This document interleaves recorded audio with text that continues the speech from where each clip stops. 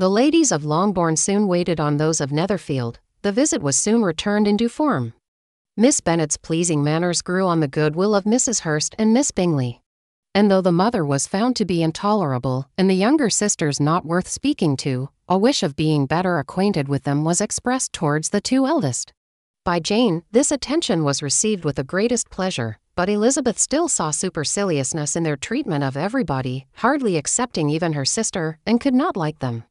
Though their kindness to Jane, such as it was, had a value as arising in all probability from the influence of their brother's admiration, it was generally evident whenever they met that he did admire her, and to her it was equally evident that Jane was yielding to the preference which she had begun to entertain for him from the first, and was in a way to be very much in love.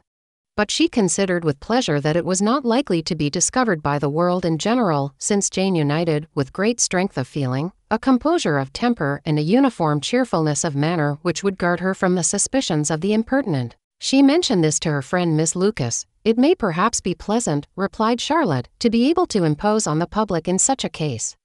But it is sometimes a disadvantage to be so very guarded.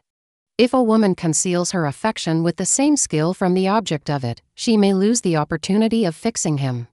And it will then be but poor consolation to believe the world equally in the dark. There is so much of gratitude or vanity in almost every attachment that it is not safe to leave any to itself. We can all begin freely, a slight preference is natural enough. But there are very few of us who have heart enough to be really in love without encouragement. In 9 cases out of 10 a woman had better show more affection than she feels. Bingley likes your sister undoubtedly. But he may never do more than like her if she does not help him on. But she does help him on, as much as her nature will allow.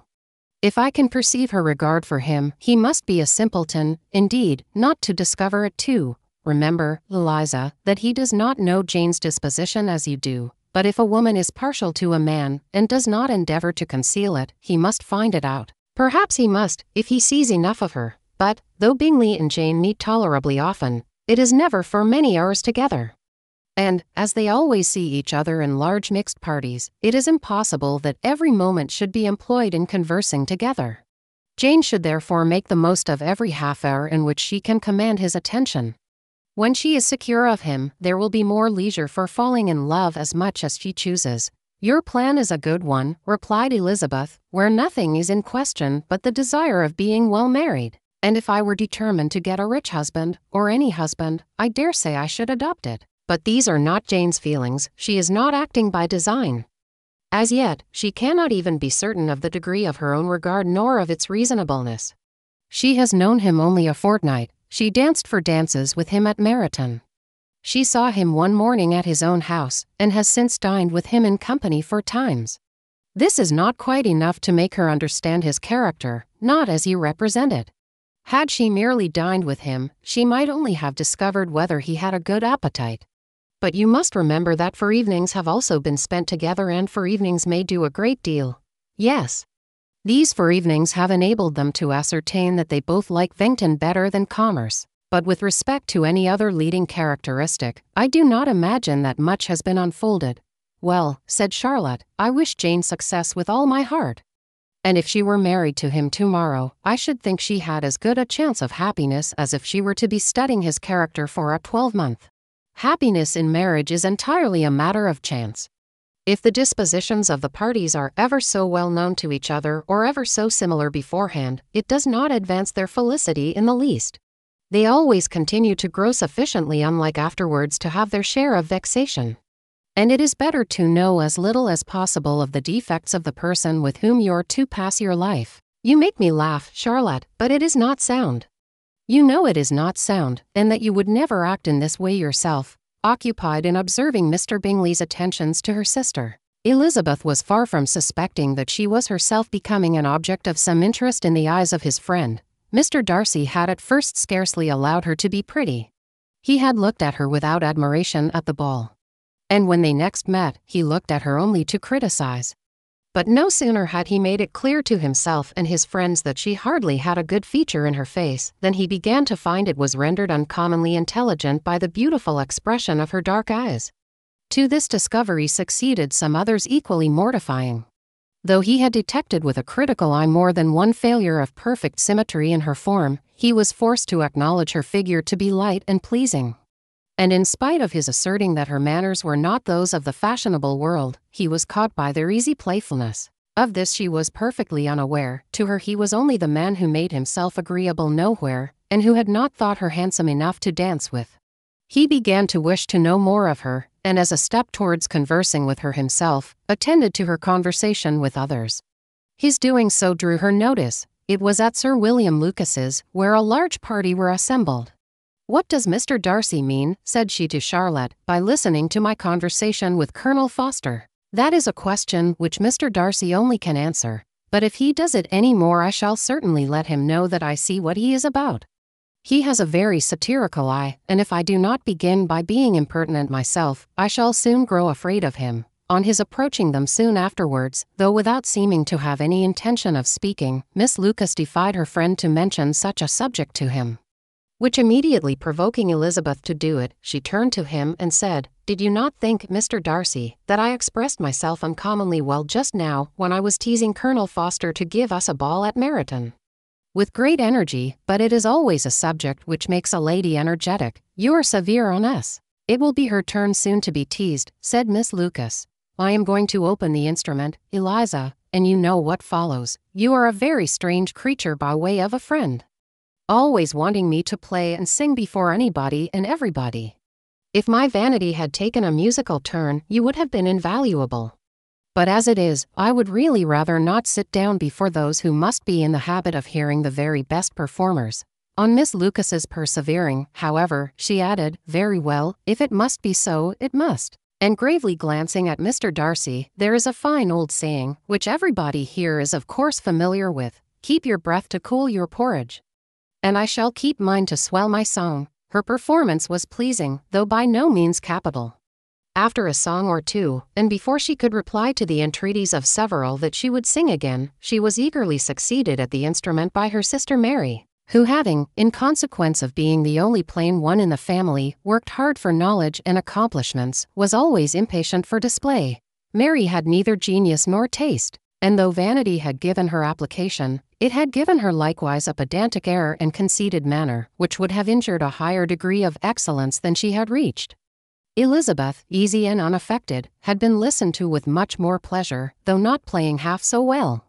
And Mary, at the end of a long concerto, was glad to purchase praise and gratitude by Scotch and Irish airs, at the request of her younger sisters, who, with some of the Lucases, and 2 or 3 officers, joined eagerly in dancing at one end of the room. Mr. Darcy stood near them in silent indignation at such a mode of passing the evening, to the exclusion of all conversation, and was too much engrossed by his thoughts to perceive that Sir William Lucas was his neighbor, till Sir William thus began. "What a charming amusement for young people this is, Mr. Darcy. There is nothing like dancing after all. I consider it as one of the first refinements of polished society." "Certainly, sir. And it has the advantage also of being in vogue amongst the less polished societies of the world. Every savage can dance." Sir William only smiled. "Your friend performs delightfully," he continued after a pause, on seeing Bingley join the group. "And I doubt not that you are an adept in the science yourself, Mr. Darcy. You saw me dance at Meryton, I believe, sir." "Yes, indeed, and received no inconsiderable pleasure from the sight." "Do you often dance at St. James's?" "Never, sir." "Do you not think it would be a proper compliment to the place?" "It is a compliment which I never pay to any place if I can avoid it. You have a house in town, I conclude." Mr. Darcy bowed. "I had once had some thought of fixing in town myself, for I am fond of superior society. But I did not feel quite certain that the air of London would agree with Lady Lucas." He paused in hopes of an answer, but his companion was not disposed to make any. And Elizabeth at that instant moving towards them, he was struck with the action of doing a very gallant thing, and called out to her, "My dear Miss Eliza, why are you not dancing? Mr. Darcy, you must allow me to present this young lady to you as a very desirable partner.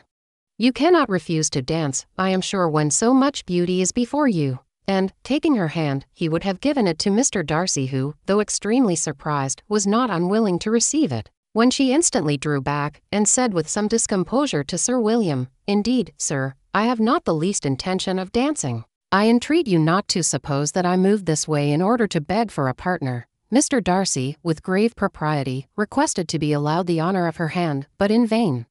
Elizabeth was determined, nor did Sir William at all shake her purpose by his attempt at persuasion. "You excel so much in the dance, Miss Eliza, that it is cruel to deny me the happiness of seeing you. And though this gentleman dislikes the amusement in general, he can have no objection, I am sure, to oblige us for 1/2 hour." "Mr. Darcy is all politeness," said Elizabeth, smiling. "He is indeed, but, considering the inducement, my dear Miss Eliza, we cannot wonder at his complaisance, for who would object to such a partner?" Elizabeth looked archly, and turned away. Her resistance had not injured her with the gentleman, and he was thinking of her with some complacency, when thus accosted by Miss Bingley. "I can guess the subject of your reverie." "I should imagine not. You are considering how insupportable it would be to pass many evenings in this manner in such society. And indeed I am quite of your opinion. I was never more annoyed. The insipidity, and yet the noise, the nothingness, and yet the self-importance of all those people. What would I give to hear your strictures on them? Your conjecture is totally wrong, I assure you. My mind was more agreeably engaged.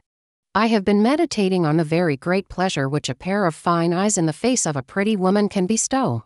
Miss Bingley immediately fixed her eyes on his face, and desired he would tell her what lady had the credit of inspiring such reflections. Mr. Darcy replied with great intrepidity, "Miss Elizabeth Bennet." "Miss Elizabeth Bennet," repeated Miss Bingley. "I am all astonishment.